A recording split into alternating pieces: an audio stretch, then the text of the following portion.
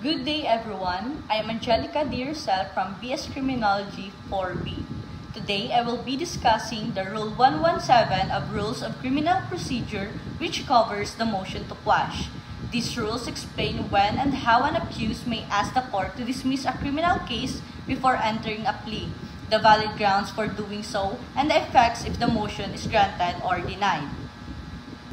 Rule 117, Motion to Quash, Section 1. Time to move to quash. The accused may file a motion to quash anytime before pleading to complaint or information.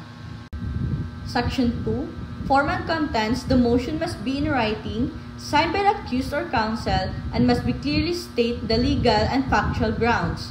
Only those grounds shall be considered except lack of jurisdiction over the offense, which can be raised anytime. Section 3. Grounds for motion to quash. The accused may move to quash when A. The facts don't constitute an offense. B. The court has no jurisdiction over the offense. C. The court has no jurisdiction over the person. D. The officer who filed the case has no authority. E. The complaint or information is defective in form. F. The more than one offense is charged.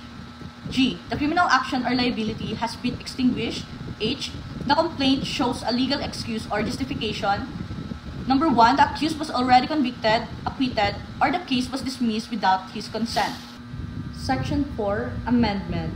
If the defect can be corrected, the court may order an amendment. If the facts don't constitute an offense, the prosecution may amend. If not corrected, the motion to quash will be granted. Section 5. Effect of sustaining motion file of a new complaint or information. If none is filed within the period allowed, the accused shall be discharged unless detained for another case. Section 6.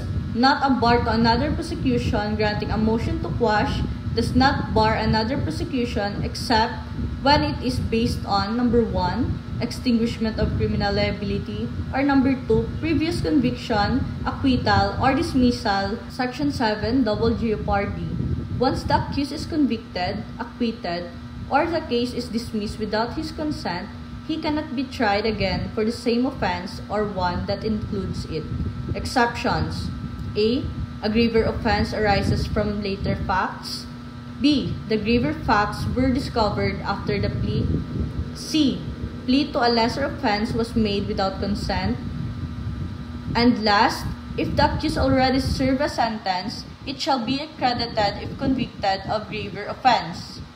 Section 8. Provisional dismissal. A case may be provisionally dismissed only with the consent of the accused and notice of the offended party. If the offense is punishable by